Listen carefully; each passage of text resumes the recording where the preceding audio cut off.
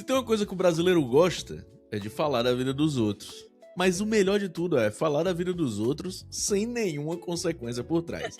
Então, talvez seja por isso que a gente gosta tanto de reality show, né? Reality show aí que, na boca da maioria da população, se resume a Big Brother Brasil. Mas pra quem é apaixonado pelo gênero, sabe que tem muito mais coisa aí por trás. Então, para trocar uma ideia sobre esse gênero e sobre por que a gente gosta tanto de falar da vida dos outros, eu trouxe aqui uma pessoa que, para quem assiste os Surtos Coletivos, que é o nosso spin-off, já tá mais do que acostumada a vê-la por aqui.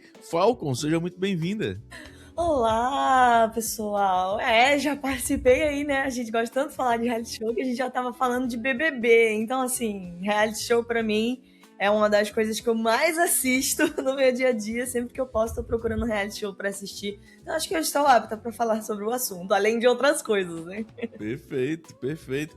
Eu também sou um cara viciado em reality show, assim, assisto todo tipo, desde o Big Brother, que é o tradicional, até, sei lá, os mais esquisitos aí que você puder imaginar. Assisto tudo, amo reality show. E aí, pra começar a gente a trocar essa ideia, eu quero saber qual foi o teu primeiro reality show, a primeira coisa que tu assistiu, que tu disse, opa, acho que esse gênero aqui eu dou valor. Caramba, eu acho que não no intuito intencional do vou assistir reality show, eu acho. Porque minha mãe gostava, né? Minha mãe, inclusive, participando de surtos coletivos. Mas quando eu era mais nova, ela assistia muito Big Brother. Mas algumas edições apenas, e mesmo criança, ela também dava uma barrada nas coisas que eu assistia. Então, se eu for falar, o primeiro reality show que eu realmente assisti foi o Big Brother. Mas aí, de fato, o que eu gostava de assistir, que eu comecei a acompanhar, eu acho que já na minha adolescência, o MasterChef. Porque também meus pais gostavam de assistir. Então a gente sentava sempre pra assistir o MasterChef. Ou de noite, né, às 10 horas, que é geralmente quando os episódios saem. Ou a gente se juntava pra assistir no dia seguinte. Então, a partir do MasterChef, eu comecei a assistir outros realities de culinária. E sempre que eu queria, eu quero assistir alguma coisa leve hoje. Então eu procurava um reality show. Que é uma coisa besteira, a gente vai julgar, a gente vai dar risada, você não tem que pensar muito. Então eu ia nessa vibe aí. Então acho que eu diria MasterChef, talvez. De pegar gosto, assim, primeiro. Pode crer. E tu acha que ele ainda é teu favorito hoje? Não acho que seja meu favorito hoje. É um dos que eu mais gosto de ver. Mas eu acho que, já entrando no assunto até um pouco de MasterChef, porque ele deixou de ser amador há muito tempo. E eu acho que isso deu uma estragada no MasterChef amador. Tipo, eu ainda vou mudar a minha inscrição esse mês. Eu preciso gravar o vídeo de apresentação, eu irei me inscrever. Mas isso não me tira o fato do tipo, cara, deixou de ser pessoas que sabem fazer arroz e feijão e bife milanesa em casa há muito tempo. E isso dá uma estragada na experiência, porque as pessoas realmente querem estar preparadas, óbvio. Você tem que estar preparado para isso. Mas uma das coisas que mais diferencia as pessoas lá dentro, além de talento, mas não é o ponto principal, é o quanto você estudou para aquilo. O quanto de conhecimento você tem sobre as coisas.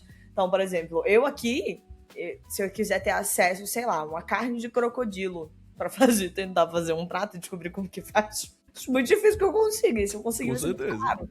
Então, eu acho que isso acabou dando uma estragada no MasterChef. Mas ainda assim, é uma baita de uma competição. Eu gosto muito de algumas dinâmicas que eles fazem, assim, mas acho que não é mais meu favorito. Agora, pensar qual que é, não sei. Tem que Boa. elaborar. O primeiro reality show que eu assisti foi No Limite, né? Sim. E entregando uma idade aí, né? Mostrando que o cara tá ficando velho. Mas eu gostava muito de No Limite, muito mesmo. Eu era um pivete absoluto, assim, mas era viciado em No Limite. Lembro que na época minha mãe ficava indignada, porque o No Limite passava depois do Fantástico. Uhum. Era muito, muito tarde. E eu tinha, sei lá, 7, 8 anos quando No Limite lançou. No Limite é dos anos. Não, eu tinha 6 anos. No Limite é de 2000, né? Então eu tinha 6 anos de idade. E eu lembro que quando No Limite lançou, ele veio junto com um jogo de tabuleiro. Eu tenho. E aí, pois é, eu infernizei a minha mãe. Eu disse, eu preciso do jogo de tabuleiro do No Limite, eu preciso do No Limite. E assim, quando eu era pequeno, eu não tinha convivência com meus irmãos, né? Então não tinha nem com quem jogar a parada. Uhum. Eu só queria ter o joguinho lá. Mas eu lembro que quando eu assistia No Limite e eu era alucinado, assim, pelo programa, né? Só que eu também gostava muito. A gente tinha TV a cabo, né? E eu assistia um reality show na TV fechada, que era um reality show brasileiro, que depois eu descobri que, na verdade, foi o primeiro reality show do Brasil, né? Que era o 20 e poucos anos da MTV. A gente tem a sensação de que é o No Limite, né? Que também é dos anos 2000. Sim. Mas o No Limite, ele é o primeiro reality show da TV aberta. O primeiro reality show de TV fechada foi o 20 e poucos anos.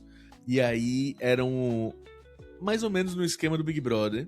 Só que ele tinha mais uma pegada da... Como era o nome do programa, meu Deus? Era alguma coisa tipo Festa do Malandro, né? Eu até comentei sobre ele já, que era um marombeiro, um anão, uma costureira, não sei o que, dentro de um kitnet. 20 e poucos anos tinha esse conceito, só que eram pessoas de 20 a 25 anos dividindo um apartamento. E aí fazia todo esse paralelo, todo esse estudo de caso aí, desses jovens dividindo esse espaço, enfim, fazendo os maiores absurdos que você puder imaginar, né? Mas, acredito que hoje, o meu reality show favorito, apesar de já ter perdido muito da essência, né? Mas o meu reality show favorito ainda é De Férias com Ex. Eu sou alucinado por reality show de pegação. Eu não sei porquê, não me pergunte, mas eu entendo. Muito. Mas De Férias com Ex, na época, Rio Shore, pô, era maravilhoso. Maravilhoso. Rio Shore foi cancelado, né? E aí isso foi uma tristeza muito grande pra mim, porque eles tinham uma temporada inteira gravada. E essa temporada ela nunca vai ao ar, porque eles cancelaram antes do lançamento. E eu sou mordido pra saber o que rolou nessa temporada, porque todos eles brigaram. Todos eles brigaram. Eles estão, tipo, apartados. E eu quero saber muito porquê. E eu nunca vou saber. Realmente, você nunca vai saber. Mas quem sabe um dia não vaze aí, né? Que alguém decida abrir a boca, acabe o tempo do contrato e fale, galera, foi isso aqui que aconteceu. Eu acho engraçado esse negócio de reality de pegação. Eu também gosto. Eu assisto muito Brincando com Fogo. Eu acho que assisti todas as temporadas do americano. Assisti as do brasileiro. Comecei a assistir uma da América Latina e eu não tanquei. Falei, não, aqui está o meu limite. Isso aqui passa do meu limite. Porque o América Latina, eu não sei o que passa na cabeça daquelas pessoas. E aí eu falei, não, eu não consigo assistir esse. Aí eu acho que eu cheguei a ver o Itália. Não lembro. Mas tem vários. Mas eu também gosto. E aí é engraçado porque aí às vezes eu quero assistir, tipo, pra fazer nada, sei lá, tô jogando The Sims, tô fazendo qualquer coisa no computador, eu deixo de lado assistindo.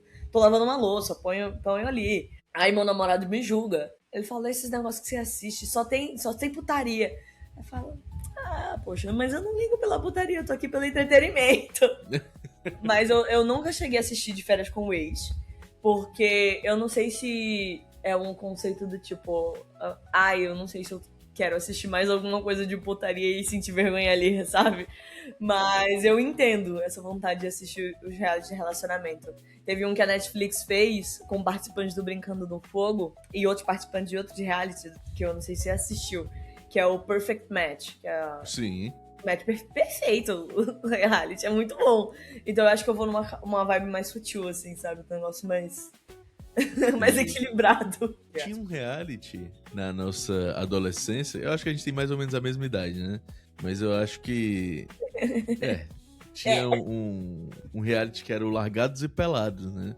O Largados e Pelados, ele juntava as duas melhores coisas do mundo, né? Que era sobrevivência em cantos inóspitos e putaria. Porque, querendo ou não, era a galera literalmente pelada no meio do nada, assim, tentando sobreviver. Então misturava os meus dois reality shows favoritos, né? Que era No Limite e De Férias com Ex, né? E eu lembro que eu tava assistindo esse seriado e eu pensei, pô, se eu fosse pra um Largados e Pelados, eu acho que eu ia morrer no segundo dia, sabia? Porque eu sou incapaz de subir numa árvore, pô. Eu sou incapaz de fazer uma parada. E aí eu pensei, caramba, tu tem algum reality show que tu acha que tu não duraria, tipo, um dia, 10 minutos lá dentro? Eu acho que algum desse, assim, de sobrevivência. Porque, por mais que você pense, eu acho que eu consigo sobreviver, tipo, comer, viver, sei lá, de fruta. Mas sozinha eu acho que eu não conseguiria, porque eu acho que eu não teria coragem de matar um bichinho, sabe? Tipo, vou caçar um coelho, vou matar um coelho, depois eu tenho que tirar a pele dele, e aí, beleza. E assar que seja. Eu acho que essa talvez fosse a minha maior dificuldade. E eu pensei no negócio da roupa que você falou, tipo, ele vai contra a essência do programa, né? Ele fazer isso. Então, tipo, ele tá cheatando. Aham. Não faz sentido. Eu acho que eu acho que esse reality de sobrevivência eu não consegui. Talvez no limite sim. No limite eu acho mais interessante. Mas se chegasse na parte de comer inseto, não sei se eu seria capaz. Toda vez que passa uma cena dessa, eu fico me perguntando, será que eu comeria? Eu falei, talvez uma formiguinha, talvez uma baratinha, acho que não. Ai, meu Deus. A gente teve um boom aqui no Brasil de reality shows musicais, né? Sim. A gente teve o Ídolos, a gente teve o Astros, né? Ídolos acho que da Record, Astros acho que do SBT. Só que antes dos dois, a gente teve o precursor de tudo, né? Que foi o Fama da Globo. Uhum. Programa Fama lá de 2002, que era basicamente um BBB de cantores, né? Era um reality show que ele formava ali cantores, meio que num lance meio conservatório, né? Eles ficavam lá no mesmo ambiente, dividiam experiências e tinham as questões. E eu acho que, pelo menos a sensação que eu tinha era que lá pra 2006, com o Ídolos em alta, o gênero reality show musical ele ficou gigantesco, né? Sendo que nos Estados Unidos eles já tinham o American's Got Talent, na Inglaterra tinha o British Got Talent, já tinha também aquele The Voice, né? The Voice, e tinha um outro que eu não tô lembrando agora o nome, mas que também era desses de música. E que era o que a Katy Perry fazia, né? Eu acho que sim. Não tô conseguindo lembrar também. Mas eu acho que ela não tava no America's Got Talent, né? Eu acho que o America's é o que tá o Simon. Tem um que a Katy Perry participava como jurada, mas não tô conseguindo lembrar também qual era. Então, e aí a gente teve aqui no Brasil esse boom de reality shows musicais. Só que a sensação que eu tenho é que eles tiveram esse boom muito grande, depois sumiu tudo, né? A gente perdeu aí o gênero reality show musical. E agora, há uns 4 anos, mais ou menos, 5 anos, a gente tem uma tentativa de retomada desse formato, né? A gente teve um reality show que a Globo tentou fazer, no mesmo estilo do Fama. Estrela da Casa. Estrela da Casa. Que, assim, legal, revelou muita gente boa, mas não acho que tenha sido um boom de audiência, não acho que foi um negócio que foi pra boca do povo. Eles tentaram fazer aquele The Masked Singer. Sim. Também não acho que foi um boom, um negócio genial. Acho que a galera ficava muito mais empolgada com os cortezinhos que eles postavam entre a programação da Globo do que propriamente com o programa em si, porque era num domingo à tarde, meio encaixe na programação, né? Encaixe ali na grade. Perdeu um pouco o foco. Queria saber de ti o que é que tu acha de reality show musical, se tu gosta, se tu acompanha algum, se tu fez parte da tua infância de alguma forma. Eu assistia muito The Voice com os meus pais mesmo. Você comentou o negócio do Fama de 2002, então eu nasci em 2002. Então o que veio ali nesse ano, eu não me recordo, sem trocadilhos. Mas o The Voice é uma coisa que eu assisti bastante. Eu gostava de assistir com a minha mãe, a gente acompanhava, até que chegou em um certo momento que perdeu a graça e foi quando o The Voice começou a declinar, que realmente as pessoas pararam de assistir. E hoje em dia o The Voice, inclusive, eu assisti o primeiro episódio da temporada nova que lançou no Disney Plus, né, que ele foi comprado pela Disney, né, compraram os direitos da Globo, eu cheguei a assistir, mas eu acho que a gente não, infelizmente, a gente não tem mais paciência pra assistir esse tipo de coisa, porque pensa, eles chamam, sei lá, 40 pessoas pra fazer uma audição. Você não consegue querer assistir a audição de todo mundo. E aí fica naquela coisa, os jurados vão virar, os jurados não vão virar. Eu acho que o formato ainda é interessante, mas não sei, eu acho que ele tá desatualizado de alguma forma. E o Brasil tem essa questão de pegar modelos americanos, né? Não consegue criar seus realities próprios. Eu acho que a Estrela da Casa foi uma tentativa de trazer um formato de novo do que tinha sido o Fama, como você comentou.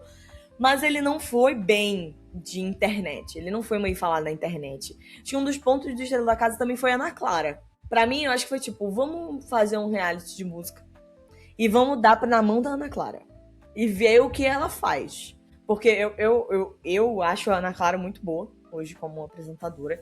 Acho que ela está sendo treinada para ser a substituta do Tadeu em algum momento.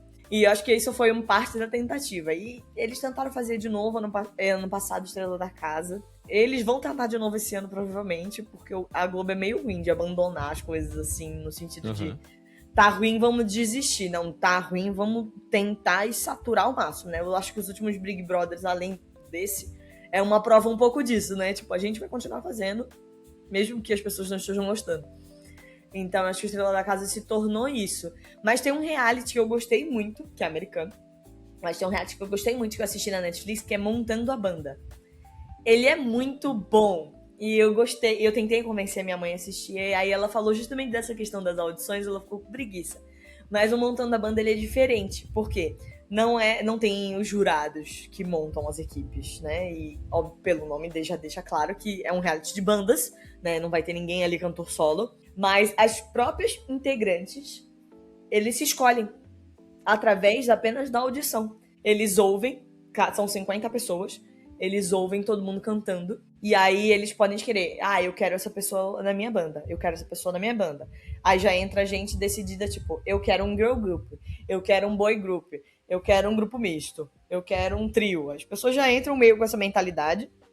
Algumas mudam, né, no meio do caminho, mas sempre tem as patricinhas. Não, eu quero ter o próximo girl group de sucesso do mundo. E aí, no final, ela é uma arrombada. E ela é cancelada. Então, assim, eu recomendo assistir esse reality, ele é bom. E eu acho que, pra mim, as performances são muito boas. A trama inicial dos grupos se formando é legal, mas ela é cansativa um pouco, porque são 50 pessoas, né? E aí você fica meio que tipo, não vai ser 50 pessoas que vão formar grupos. Eles definem 6 bandas. E aí pode ser banda de no mínimo 3 e no máximo 6. E aí a galera que decida e eles vão se juntando, aí eles podem entrar em caos. Tipo, todo mundo já se apresentou, eu quero entrar numa call com essa pessoa, falar com ela, trocar uma ideia, ver o que ela quer. E aí o pessoal vai se juntando e se formando, e aí ficam as 6 bandas. E as apresentações são muito boas. Tipo, tem uma estrutura super legal. Eu acho que pra mim teve um apelo um pouco emocional. Tem a Nicole Scherzinger, que é a antiga Pussycat Dolls. Ela tem um sobrenome estranho. Eu não lembro. Eu gosto de falar Schrödinger, mas eu tenho certeza que não é Schrödinger. Nem Schwarzenegger, mas é com S. É alguma coisa nesse meio do caminho. Procuro aqui. Mas ela é um grande ícone, né, dos girl groups, né? Tem toda a polêmica envolvendo ela, inclusive, dela ser a única Pussycat Dolls que existia no mundo. As outras eram só NPCs coadjuvantes. E ela tá como jurada. Aí tem a irmã da Beyoncé. Aí você já tirei como parâmetro, né? A querida. Okay. Membro do Destiny's Child. A irmã da Beyoncé. E tem o Liam Payne, do One Direction. Que aí, pra mim, uma das coisas que me fez assistir também, além do interesse pelo reality show, né? Foi a última participação dele na TV. Ou em qualquer... A última aparição dele online, em qualquer coisa, antes do súbito, né? Do infortúnio. Então, eu acho que são 3 pessoas qualificadas. Uma pessoa de muito sucesso. 2 pessoas que eram meio coadjuvantes em bandas. Mas que tem seus méritos. Então, eu acho que é um reality de música que eu gostei muito de acompanhar. Eu acompanho as bandas ainda, até hoje, porque teve umas que realmente fizeram muito sucesso. Teve umas que quebraram, né? Tipo, a menina que foi cancelada, que eu falei, odiada pela internet. Mas é muito bom. É um dos realities de música que eu mais gostei. Assim, gostaria de ver uma nova temporada. Massa demais. A gente tem também alguns exemplos de reality show que eles eram mais extremos, né? A gente teve o caso, por exemplo, dos Solitários, do SBT, lá em 2009, né? A galera era isolada, assim, nas cabines, e aí, bom, você ser isolado sozinho numa cabine, você tem mais ou menos uma noção do que vai acontecer com a sua mente, né? O ser humano, apesar de tudo, ainda é um ser sociável. Mas antes disso, antes dos Solitários, a gente teve um reality show que obviamente não foi transmitido no Brasil, mas que foi transmitido no Japão, que ele era conhecido como A Life in Prizes, né? Uma vida em prêmios, se a gente for botar aí na tradução livre, né? E a ideia era que uma pessoa fosse isolada dentro de uma kitnet e que essa pessoa sobrevivesse só com os prêmios de sorteios de revistas e rádios até acumular 1 milhão de ienes, né? Que é mais ou menos, tipo, 37 mil reais na época. É pouco, né? Desvalorizado ele. Então, assim, ele ia ser posto nesse lugar completamente nu, certo? Sem roupa nenhuma. Ele só ia ter um travesseiro e, de vez em quando, ele ia receber biscoito, né? Pra não morrer de fome. E esse cara passou 300 dias vivendo assim. 300 dias, né? Ele era filmado 24 horas por dia.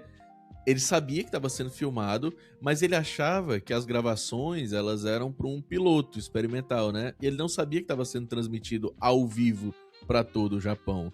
E ele também não sabia que tinha 17 milhões de pessoas assistindo ele diariamente. Então, assim, era uma das maiores audiências do Japão.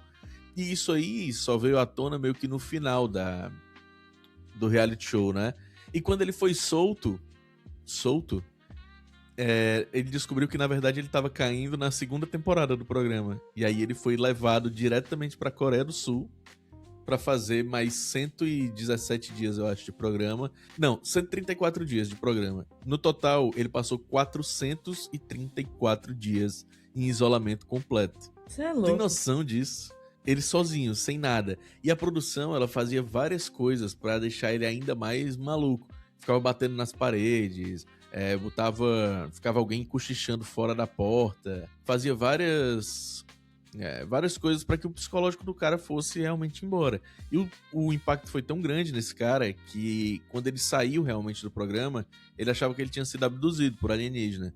Então ele tava, tipo, num estresse psicológico absurdo, né?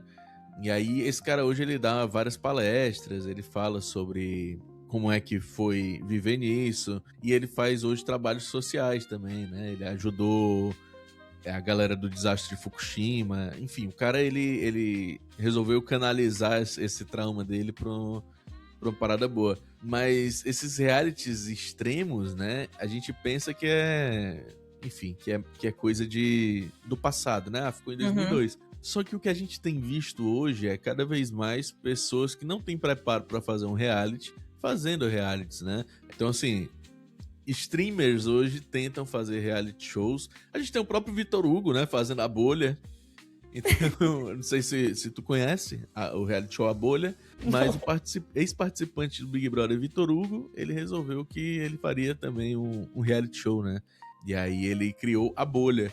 Inclusive, recomendo muito o episódio do Vortex Podcast, onde o Príncipe Vidani fala da participação dele tentando entrar no reality show A Bolha.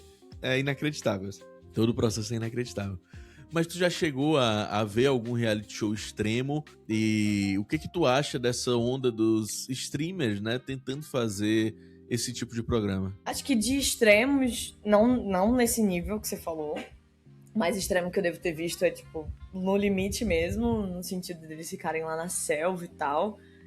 Não lembro de ter visto. Eu sei que tem uma missão do Sabotador, que é um reality da Netflix, que ele tem uma missão que eles estão meio na selva assim, mas é rapidamente, depois eles são levados para um lugar muito chique, porque não é a temática, né? Mas o dos streamers, eu pessoalmente gosto do Beast Games. Eu tenho assistido a nova temporada do Beast Games. Eu cheguei a assistir a primeira, assim, afincamente. Foi um reality shows que eu gostei bastante, porque o cara tem muito dinheiro, né? Ele dá prêmios muito altos. Mas eu acho que pelo fato dele ter muito dinheiro, ele tem uma equipe muito boa.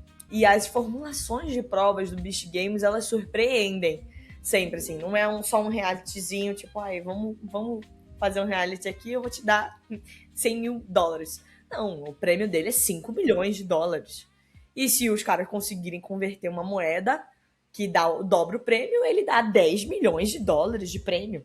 E, sei lá, eu acho que na primeira temporada, eu não lembro exatamente qual foi o número, mas eu acho que chegou a mais de, tipo, 30, $20 milhões em premiação espalhada, assim.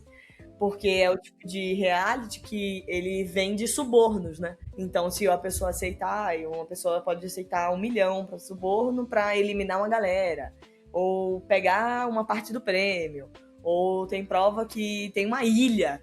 Tipo, o cara dá uma ilha de $1,8 milhão Então é muito dinheiro. Então eu gosto muito do Beast Games. Confesso que eu não conheço outros, assim, que esteja dentro da minha bolha. Uhum.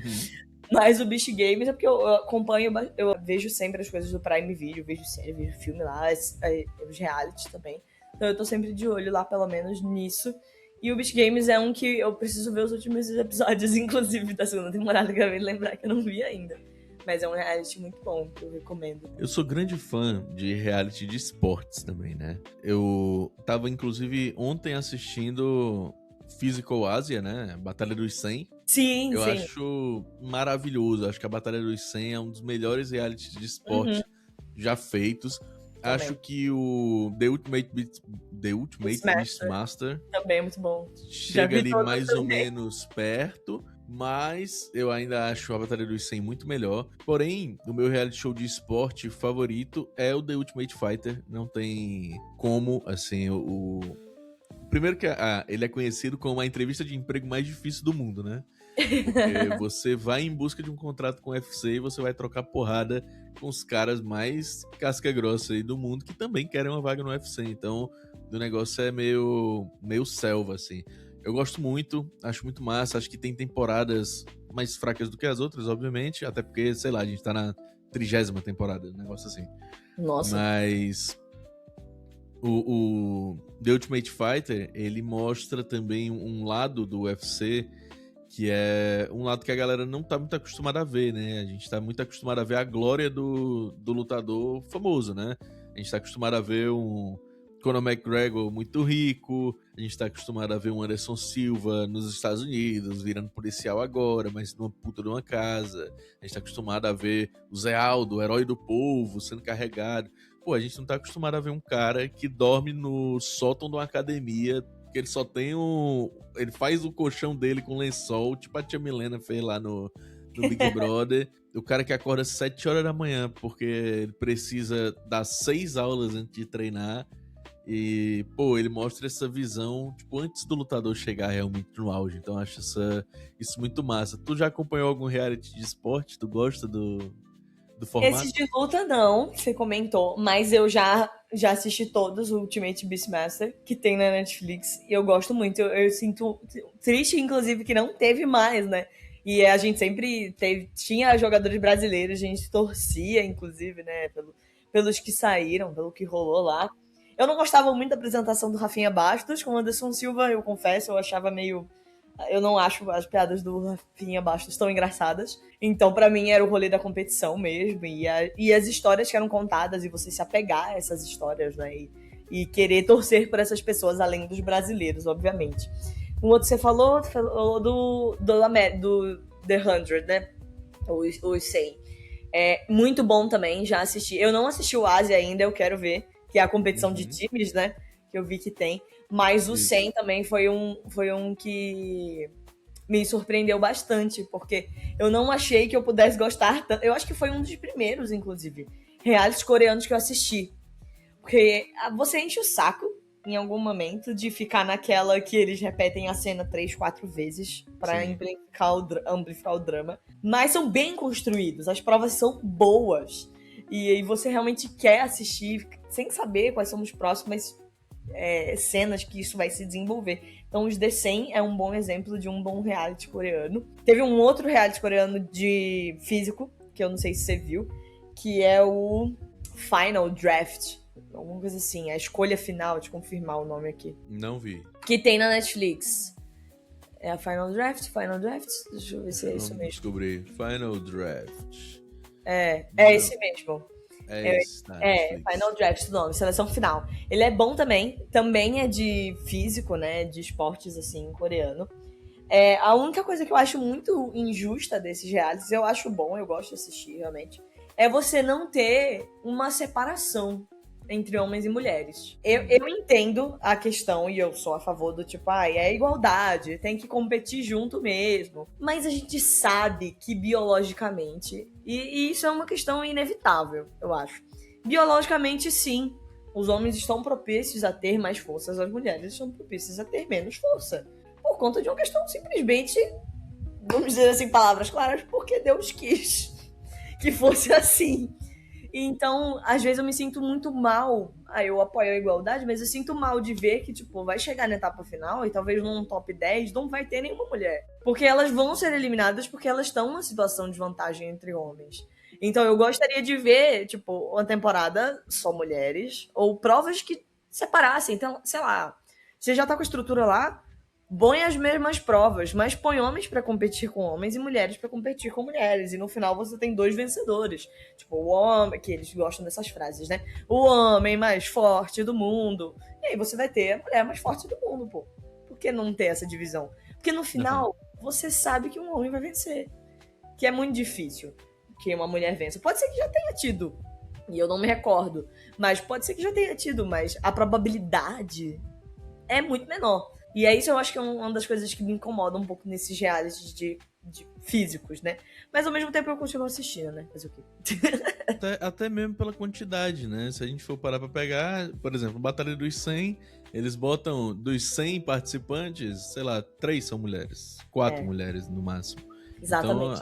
Então, proporcionalmente é muito desleal, né? Falta, né? Por falta de atleta. Com certeza não é por falta de atleta. Acho que é com por certeza falta de espaço. Mudando um pouco de assunto, eu tenho um apego muito grande por reality shows que envolvem de alguma forma moda, né? Eu sou um cara que não sou, né, o maior exemplo de praticante da moda, né? Até porque, se tu olhar meu armário, ele é o armário da Mônica, só tem blusa preta, né? Só tem ali uma única, a Mônica gótica, né? Só tem um tipo de blusa, só tem um tipo de calça e um tipo de bermuda. Tanto que, curiosidade, né? Ninguém se importa, mas de qualquer forma, acho que vai ser interessante falar. Fui esse carnaval agora, aproveitei para ir comprar roupa, fui no shopping, a vendedora já sabia o modelo de calça que eu queria, porque eu só compro na mesma loja a mesma calça. Então, já levei mais 2 calças. Aí ela disse, tu já tá com quantas calças iguais a essa? E eu já tenho 4 calças iguais. Meu Deus. Né? Uso a mesma calça, do mesmo jeito. Aí eu acho interessante que as pessoas perguntam assim, tu não tem medo que alguém olhe e ache que tu só usa a mesma roupa, que tu não lava roupa? Eu não tô nem aí, sinceramente. A praticidade de eu chegar no meu armário e eu puxar qualquer coisa e eu saber que vai combinar, pra mim, já paga isso aí. Mas assim, e quando eu digo reality show de moda, eu não tô falando, por exemplo, de Esquadrão da Moda. Acho Esquadrão da Moda, inclusive, paia, acho ofensivo a maioria das vezes. Não gosto, acho o formato feio. Eu tô falando de, tipo, American Next Top Model. Gosto muito de American Next Top Model. Mas mais do que ele, eu gosto muito de RuPaul's Drag Race. Eu amo. Eu sou alucinado por RuPaul. Alucinado. Eu assisto, acho que desde a primeira temporada, vi a Jujubi, vi enfim, vi dezenas das drags. Fui pra shows que tiveram aqui, da Adore Delano, fui pro show da Jujubi, fui pro show de várias delas que vieram pra cá, pra Fortaleza.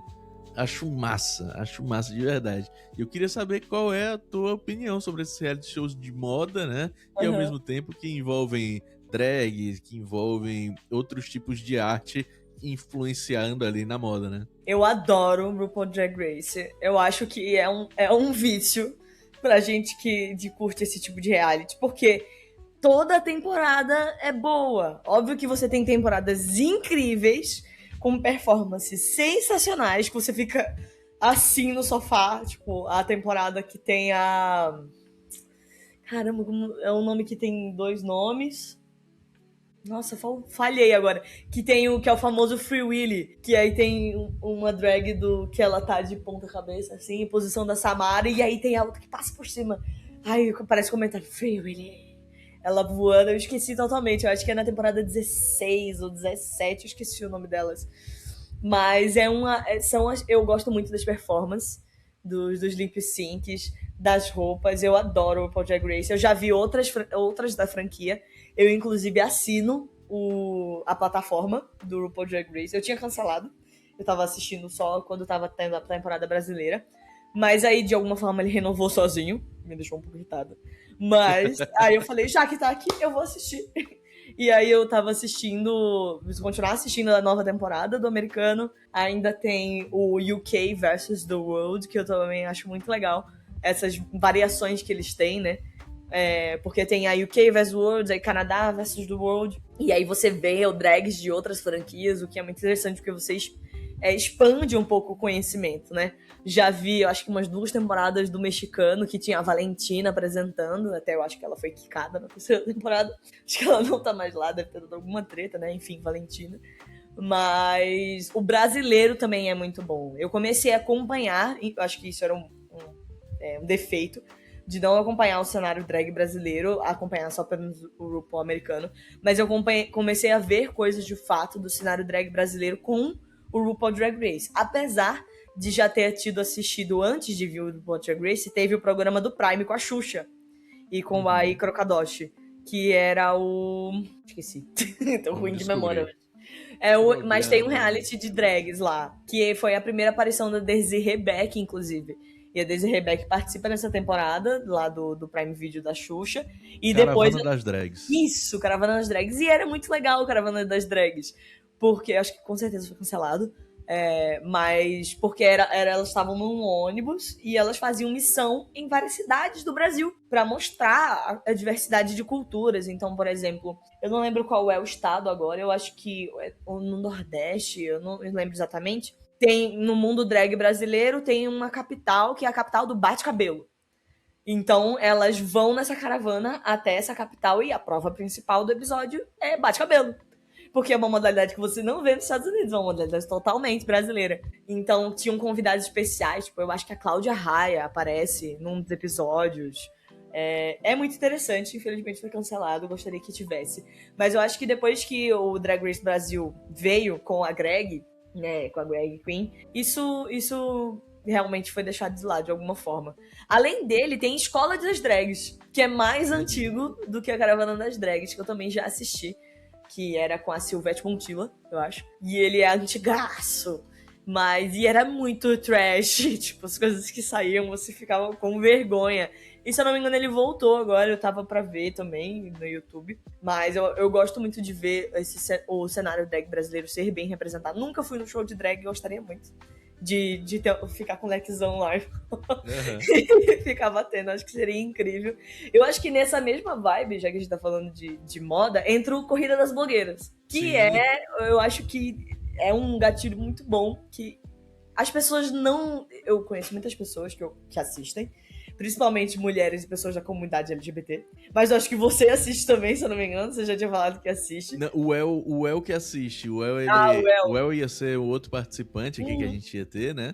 Mas ele não pôde vir. Mas, de toda forma, o El, ele é viciado em Corrida das Blogueiras. Inclusive, eu acho que era o que ele mais queria falar aqui. Então, eu confesso que eu não acompanho muito, não sei muito sobre, mas fala pra gente o que é, do que se trata e pra onde é que vai esse reality aí. O Corrida das Blogueiras, eu acho que ele começou um pouco com um meme. Essa temporada que saiu agora, finalizou no começo do ano, foi a 6ª. Então já tem 6 anos que eles estão fazendo a Corrida das Blogueiras. Começou com aquela coisa da blogueiragem. Vamos fazer um negócio com as blogueiras. Só que o Diva Depressão, eu gosto muito do Diva Depressão, dos dois, né? Dos meninos, do Edu e do Fi. Gosto muito, acompanho o canal dele, assisto as coisas que eles fazem. Eu assisto bastante a Dia TV, o que me dá um gatilho para um outro reality, depois eu vou comentar. Mas o Corrida das Blogueiras, ele é o RuPaul Drag Race do Brasil, digamos assim. Só que com não provas, não tem uma runway todo episódio, mas o pessoal se dedica hoje em dia pra entregar os melhores looks a cada episódio, porque eles sabem que eles vão aparecer. A última temporada que saiu, que acabou agora em janeiro, ela teve mais de milhões de visualizações todo episódio. Então é um fenômeno entre a comunidade que assiste. Essa edição que eles soltaram agora foi a com o maior número de patrocinadores, sendo que quando teve o lançamento eles quase não fizeram essa edição, porque não tinha como se sustentar sem patrocínio, né? Hoje em dia é muito difícil. E como tem a Dia TV tem todo o apoio, mas, é cachê, é avião, é hotel, porque não é São Paulo, né? É gravado em São Paulo, mas as pessoas, né? Hoje não se resume só a blogueira, né? Mas influenciadoras que de fato fazem algo, vêm de todos os cantos do Brasil. Então, as provas são... tem prova de maquiagem. Então, você vai fazer uma prova de maquiagem artística. Aquelas provas que você põe coisas no rosto, tipo, faz umas maquiagens diferentes. Então, aí, sei lá, temática de Halloween, temática de personagens. A mais polêmica prova desse Corrida das Blogueiras foi a prova das frutas, que era uma prova patrocinada pela Fanta.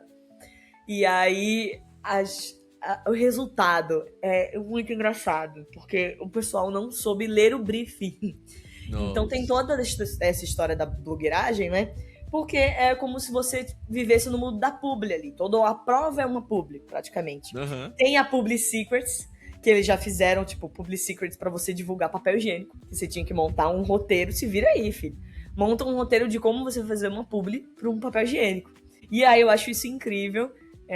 Tem as provas de runway, né, de roupa, que é a noite da cola quente, Night of Cola Quente, porque é meio que sobre isso, né, a blogueiragem, de certa forma, né, nesse contexto que eles tratam lá, de você se virar com o que você tem. Então as provas propõem muito isso. Então tem provas falando, né, sei lá, fazer um podcast, provas de atuação, de mini-novelas, porque teve a Blogueirinha Feia, que foi a novela que a Dia TV lançou. Então, é muito gostoso. É muito boa o Corrida das Blogueiras. Eu acho que é algo que vale assistir aí, assim, em algum momento. Eu já acompanhei todas as temporadas, desde o começo. E, na verdade, eu acho que eu não vi a primeira, eu vi a partir da segunda, que é a temporada da Renata Santi. Mas é um reality que me surpreende, assim, porque tem uma boa equipe, tipo, a produção é muito boa.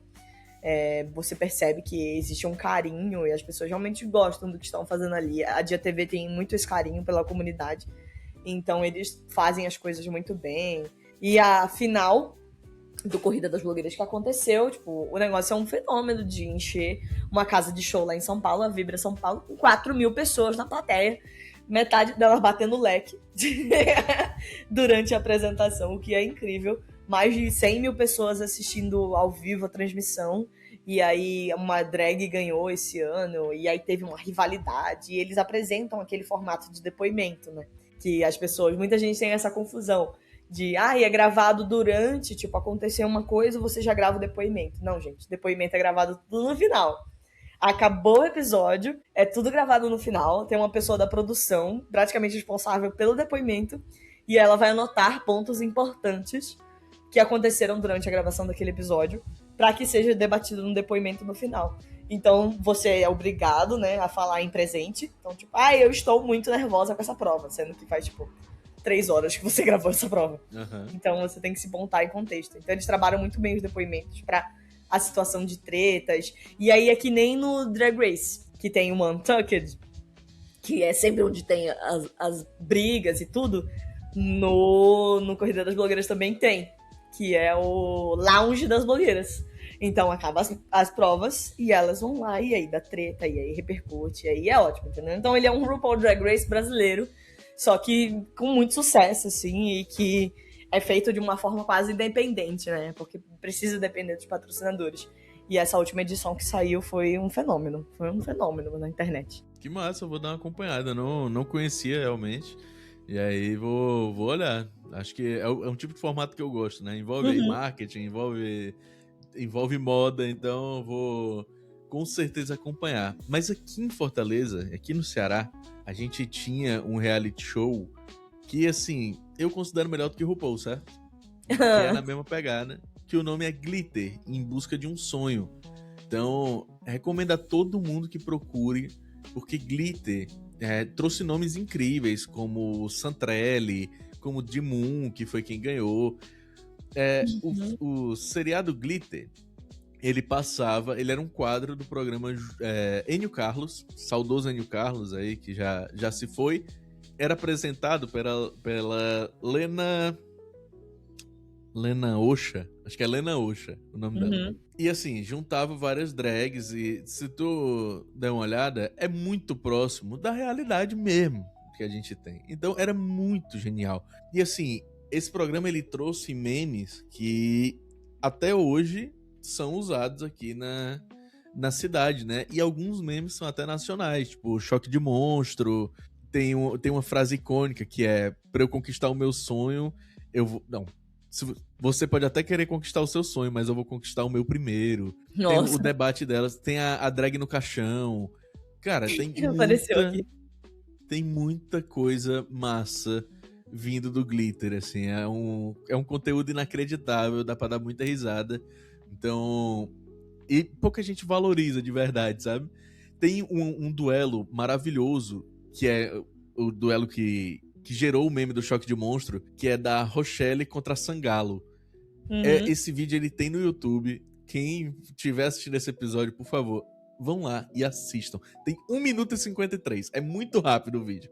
Então, eu recomendo que todos vão lá e deem uma assistidinha, porque é bom demais. Então, eu queria só fazer essa menção honrosa, porque acho que Glitter merece ser conhecido aí por mais pessoas. Mas eu queria trazer aqui pra gente ir se encaminhando mais ou menos pro final. Eu queria falar um pouco sobre relacionamentos nos reality shows, né? A gente vê esse casamento às cegas, a gente viu agora o fenômeno da Netflix, né? Meu Namorado Coreano. Uhum. E a sensação que eu tenho é que é tudo roteirizado, né? É que nada daquilo ali sai muito como real. No do Meu Namorado Coreano, não sei se você já chegou a assistir, mas a sensação que eu tenho é que só uma delas realmente estava envolvida ali na parada, tinha realmente um namorado coreano, né?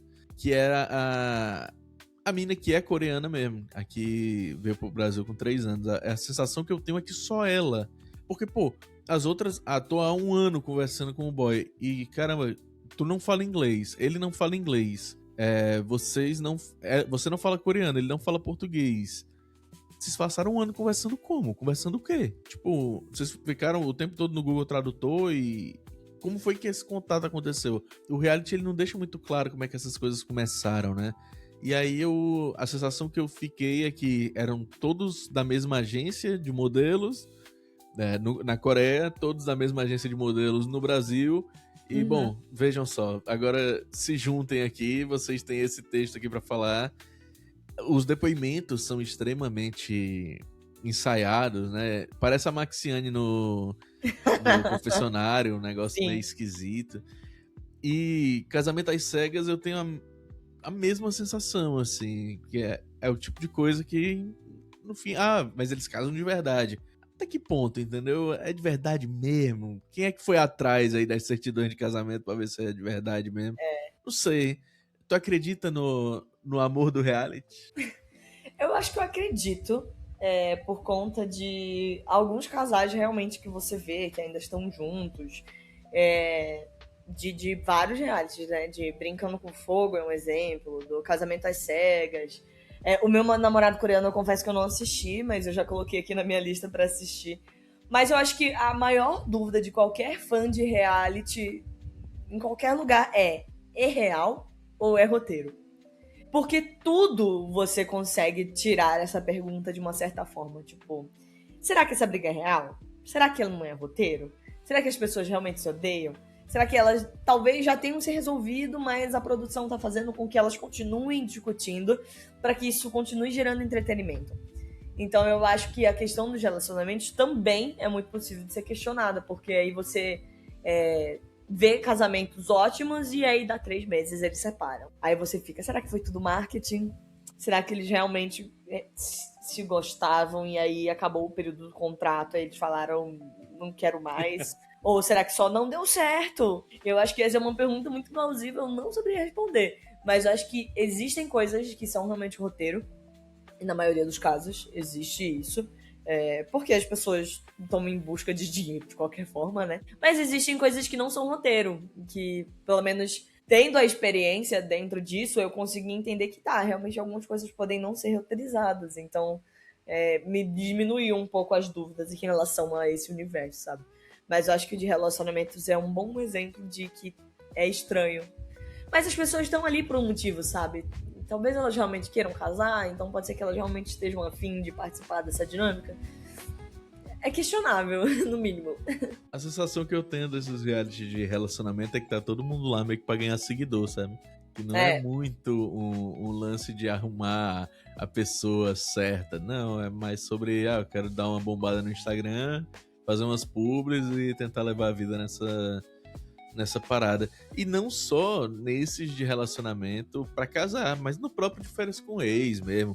Pô, você se submeter à exposição daquela Sim. de graça, né? Ninguém vai. Acho que é mais visando realmente ganhar uns seguidores, alcançar um público aí que, enfim, que vai te trazer algum retorno financeiro lá na frente. Mas tu Nessa falou de... Pode falar. Desculpa te cortar, porque eu lembrei de um reality que é de relacionamento, mas não é relacionamento romântico. Que se você não assistiu, assista. Ilhados com a Sogra. Perfeito. Perfeito. É de relacionamentos, né? Então, por isso que eu acho que era um bom gancho. Ilhados com a Sogra eu acho que eu amo, eu acho que é muito bom. As tretas são ótimas. Mas nessa nova temporada, eu não terminei de assistir. É difícil eu abandonar temporadas de reality. Porque tem coisas ali, a questão... É combinado ou não é combinado? É roteiro ou não é roteiro? Chegou num ponto que você não sabe se ali a treta, a sogra e o genro podem ter combinado em backstage para que eles tenham uma briga falsa, para que eles estejam ali dentro ao intuito de ganhar seguidores, sabe? De aparecer na internet, virar subcelebridade e depois ir pra fazenda. Enfim, Ioná aí, um ícone mal incompreendido, na verdade muito incompreendido, eu espero que continue assim. Que eu tenho um ranço dela, que foi uma das participantes do primeiro Ilhados com a Sogra, né? Ilhados com a Sogra, isso. Só que ela é um porre. E aí, depois que você vê ela na Fazenda, você percebe que ela realmente não era... Aquela situação dela com o filho e com a nora não era mentira. Mas na primeira temporada você já tem ali um genro com uma sogra que mentiu de propósito, e eles falam isso, a gente combinou. A gente tinha uma briga, e aí a gente decidiu que ia enfatizar essa briga e continuar enfatizando pra gerar polêmica. Então, até onde você sabe se essas pessoas realmente estão brigadas com a sogra ou se é tudo palhaçada, sabe? Na segunda temporada tem uma sogra muito chata, que aí você pensa, tá, essa mulher realmente eu acho que ela é difícil de se lidar. Algumas delas ali, né? Mas tem umas ali que parece que estão só pelo VT. Que é uma situação que pode ser completamente resolvida com dois adultos conversando e não precisaria estar um reality sobre relacionamento pra você tentar resolver isso. Sabe? Sim, total. Já que tu falou da Ioná, eu lembrei da Fazenda, né? A Fazenda que é um Big Brother ao extremo. Sim. Lá pode jogar coisa, lá pode... Enfim, a gente já teve André Surak nadando nua, né, na piscina. A gente já teve... uma série de situações que no Big Brother não aconteceria, né? Acho que aconteceria uma expulsão, ou pelo menos se acontecesse, resultaria numa expulsão, coisa que a Fazenda é muito mais permitida. Tu costuma acompanhar a Fazenda? Não assisto Fazenda, eu vejo cortes da internet, eu acho que eu sei que eu estou perdendo uma parcela boa de conteúdo, mas eu acho que eu não consigo tancar, assim, subcelebridades achando que estão fazendo um grande mousse, né? Como a gente fala muito, tipo, eu acho que me dá vergonha alheia, e aí eu não vai pra mim. Eu acompanho pouca coisa na internet, sabe? Só de meme, o que vai, e aí eu acho que eu não tenho paciência, sabe? Pra gente chata, tipo, no BBB eu já não tenho paciência, mas parece que na Fazenda eles conseguem juntar todos os subcelebridades mais chatas do mundo, insuportáveis, pra pôr lá. Eu falo, eu não sou obrigada. Eu compartilho 100% do teu sentimento. Quem gosta muito da Fazenda, mais uma vez trazendo ele aqui, é o El. O El, ele assiste, ele comenta, ele torce. Eu não consigo. A Fazenda passa um pouco do meu limite. Mas tu tinha chegado a comentar que quando tu participou no reality show, tu viu que nem tudo era roteirizado. Conta um pouco dessa experiência, que reality show foi esse? Bom, eu participei do Batalha de Massas da Band, um reality culinário. Eu sou muito apaixonada por cozinhar, né? Comentei do MasterChef. O MasterChef já foi o meu grande sonho, hoje ele é uma grande vontade, mas eu percebi que muitas pessoas que entram no MasterChef, elas querem abrir seu próprio restaurante, e nessa não é minha vontade. Então eu meio que dei uma desapegada. E aí veio o Batalha de Massas, que eu acho que foi um momento perfeito, assim, pra eu me inserir no mundo do reality show, que sempre foi uma vontade, mas eu tinha aquela grande mentalidade do tipo, eu quero entrar, eu quero aparecer, meu Deus, no reality da Band. E pelo fato de cozinhar também, querer o prêmio, achar que eu tinha, né, como conseguir o prêmio, mas acreditar numa conversão que não aconteceu, né? Meu tempo de contrato já acabou, então eu já posso falar. Mas a minha grande expectativa era ganhar seguidores para, quem sabe, um dia, né, a gente conseguir dar aquela crescida na rede social, que a gente, como caster, né, e como pessoas que trabalham no meio dos esportes, a gente sabe que hoje isso é uma coisa muito levada em consideração. Fugiu um pouco do tema, mas ainda faz sentido, tá? O Batalha de Massas foi um reality patrocinado por apenas uma marca, que era a Adria, que é uma marca de massas, né, de macarrões. Então, todas as provas a gente tinha que fazer alguma coisa com uma massa Adria. E aí eu falo que não é roteirizado, óbvio que tem um roteiro e um planejamento de prova, né? Mas nada das situações que aconteciam entre a gente, se você assistiu ou vai querer assistir, não espere grandes tretas. A única boa treta que tem é na semifinal, porque eu fiz o favor de lidar isso. É uma grande confusão que tem no reality, apenas isso, porque antes disso, na edição, eles dão uma apertada, assim, tipo, no eixo pra forçar algumas coisas, mas lá não aconteceu nada, assim, de treta. A gente se dava super bem, porque antes de começar a gravação do primeiro episódio, os 6 participantes, né, a gente passou umas 3 horas conversando sobre o programa, sobre o que a gente tinha estudado, sobre a gente, sobre se preparado. Então, quando a gente entra no primeiro episódio, a gente já se conhece, sabe? Não é aquela coisa, tipo, que a gente acha que é do MasterChef, ou pelo que as moças do casting lá, que estavam fazendo lá, me contaram que já fizeram casting de MasterChef, que as pessoas realmente, num primeiro momento, antes de começar, elas não se encontram, elas não se falam. Elas se descobrem quem elas são ali, e aí depois, sim, é permitido que elas vão pra casa de fulano e ciclano estudar juntas, enquanto o programa tá acontecendo, porque o MasterChef ele é gravado em 3 meses. Batalha de Massas foi em 3 dias. Enfim, porque também foi um formato teste, assim. Eu acho que foi uma tentativa da Band de lançar um reality que seja exclusivo do YouTube, porque ele não passou na programação da Band.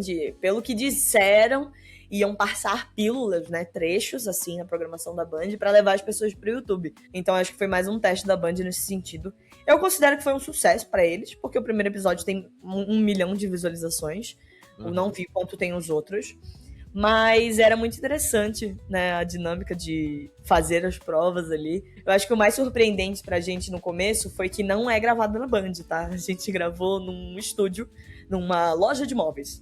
Inclusive, quando eu cheguei na frente do negócio, que meu pai me levou, né, que foi gravado em São Paulo, eu moro perto, e aí ele me levou até lá, ele me deixou na frente, eu fiquei assim, é aqui mesmo? Eu cheguei a ser na Band, mas era uma loja de móveis de gente rica, né, óbvio, que tinha um estúdio gastronômico em cima.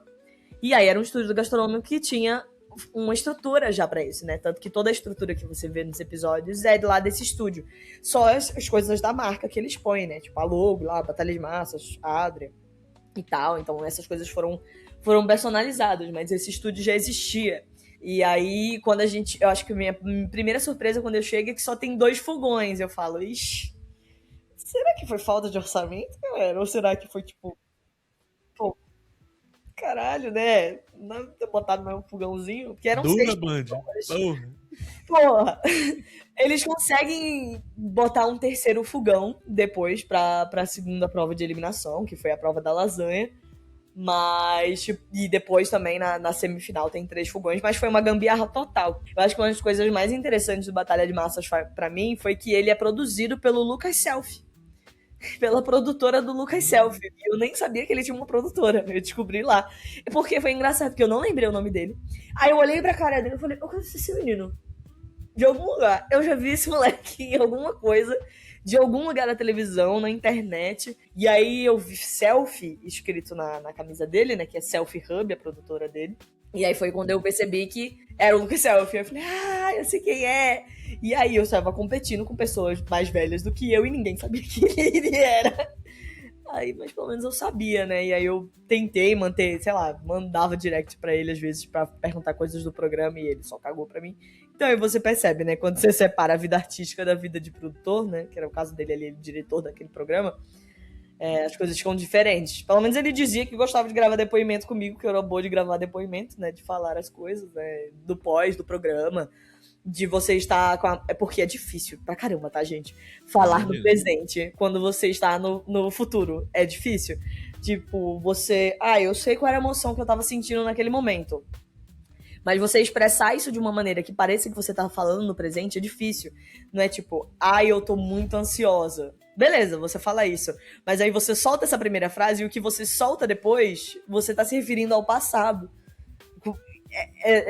A sua mente dá uma bugada quando você se refere ao passado, mas você precisa falar no presente. Mas era muito legal gravar os depoimentos. Eu acho que essa experiência de produção foi muito divertida. De conhecer os participantes e tudo mais. Um infortúnio, né, pessoal? Que eu fiquei em segundo lugar, toma um spoiler aí, mas depois assistam. Não vou contar todas as coisas do programa. Mas fiquei em segundo lugar, não tinha um prêmio pro segundo lugar, apesar da Adria ter triplicado o prêmio durante o programa, né? Era 10 mil. No quarto episódio eles mudaram pra 30 mil. Pô, não podia ter ficado 25 mil pro vencedor e 5 milzinho pro segundo lugar? Tipo, Toma a crítica aí, Adria. Pô, 2 pacotes de macarrão e R$1.000? Pô, nem isso, sabe? Eu fiquei chateada, eu esperava um pouco mais, assim, nesse sentido, pô. Realmente, os caras triplicam o orçamento do primeiro lugar, mas não pensa em dar um prêmio pro segundo lugar, sabe? Isso me deixou um pouco triste. Mas, enfim, gerou crises depressivas durante um bom tempo, mas eu superei. O importante é superar. E, ó, eu fiz uma conta rápida aqui. Os 6 episódios do Batalha de Massas, somados, tem 7 milhões de visualizações. Então, é um sucesso. Para um programa 100% online, o Masterchef pega 1,5 milhão, 2 milhões por episódio online, né? E o Masterchef passa na TV também. Sim. Então, assim, ele tem a força da TV aí pra dar aquela impulsionada, né? Batalha de Massas, por ser um produto 100% online, com 7 milhões em 6 programas, pô, sucesso absoluto. Sim, eu concordo. Eu acho que é um formato interessante, eu acho que foi bem feito. Mas eu lembro que eu discuti isso com a esposa, inclusive, do vencedor, né, do Lucas, quando a gente foi na festa de confraternização da produtora do Lucas Selfie, que foi quando eu vi a Ioná chegando lá com o genro dela, com o filho dela e a nora dela, que eu percebi que eles tinham uma boa relação e talvez esteja resolvido. Eles chegaram os 3 juntos assim, eu falei, acho que resolveram, né, depois que o dinheiro caiu na conta, ficou tudo lindo, a família brasileira. E aí eu vi eles lá, né? Mais porque ela é participante de Fazenda do que por qualquer outra coisa, né? Porque o Lucas Selfie, ele é comentarista de Fazenda, eu acho que se não me engano. Ele faz alguma coisa lá na Fazenda. Apresenta um quadro. Então tinha muita gente de Fazenda, então eu tava tipo, quem são essas pessoas? Falando que a pessoa que eu reconheci foi a Ioná, o ex-participante, o Nizam, do BBB também, porque foi pra Fazenda. Então acho que eu conheci poucas. E o Chico Barney. Chico Barney estava lá. Eu quase pedi uma foto, manda um beijo pra minha mãe. Mas aí eu fiquei com vergonha, não quis pedir, né? O Nizam que foi também pro De Férias com Ex, tá? Depois que você participa de um, amigo, você quer participar de todos. O Nizam que ele começou o De Férias com Ex sendo o sensato da edição, tá? Meu Deus. Por incrível que pareça.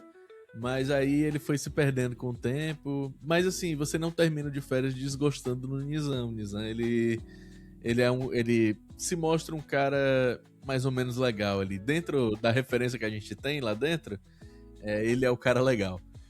Mas, se você, público de casa, está esperando que a gente fale aqui de Big Brother Brasil, vai ficar esperando aí até o final, porque nós não vamos falar. Não vamos falar de Big Brother, porque nós temos um programa só sobre Big Brother aqui no Devaneios Marsupiais, que é o Surtos Coletivos. Semanalmente a gente posta aí um resumão da semana, a gente comenta sobre os principais fatos que aconteceram na semana. Então, não tem sentido a gente falar de Big Brother aqui, sendo que a gente está toda semana produzindo um programa de 1h30, né, falando aí sobre esse resumo. Então, vão lá, deem uma conferida nos Surtos Coletivos, que vale a pena. Pelo menos, eu acho que tá sendo bem legal, tá tendo uma receptividade bacana aí da galera. Pra gente terminar, Falcon, vamos fazer um bate-bola jogo rápido? Vamos. Eu faço a perguntinha, tu responde com a primeira coisa relacionada a que vier na tua cabeça. E a primeira que eu faço é um participante de reality show. Davi Brito.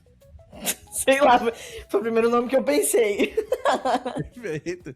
Um reality pra assistir pelo resto da vida. Só ele. Masterchef. Tu acha que o público brasileiro gosta de jogar, gosta do jogo, ou ele gosta de punir? De o quê? De jogo ou? Ele gosta de jogar ou ele gosta de punir? Punir. Eu acho que as pessoas são meio masoquistas e elas não percebem.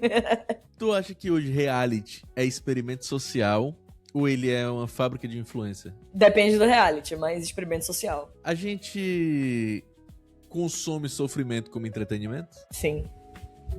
Com E a certeza. gente gosta disso? Acho que. Olha a parte do masoquismo de novo. A gente gosta, eu acho. Porque é melhor ver outra pessoa passando por isso do que você. Com certeza. Tu acha que o público perdoa o homem mais rápido do que a mulher no reality show? Com certeza. O participante planta, ele é injustiçado porque ele tá ali participando, ele tá entregando um jogo mais discreto, ou o que o público quer, na verdade, é a violência? Caramba, que pergunta boa. Eu acho que o público quer entretenimento. E aí, quando a pessoa não se posiciona, ela deixa de ser relevante. Se tu fosse rejeitada pelo público e eliminada, assim, com a taxa de rejeição estilo Carol com K, qual seria a tua primeira ação de recuperação de imagem? Que pergunta boa, eu não sei. Sei lá, fazer uma publi. Tipo, 99% de rejeição, vamos fazer uma publi com a 99 food. Perfeito, perfeito. Então, pra gente finalizar, deixa a indicação aí de um reality que tu acha que todo mundo devia assistir.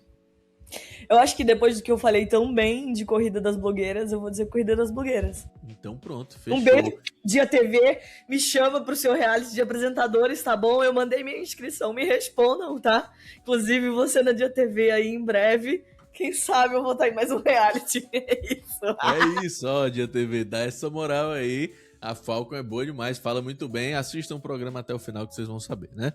Então, Falcon, muito obrigado pela participação. Deixa aí o seu jabá.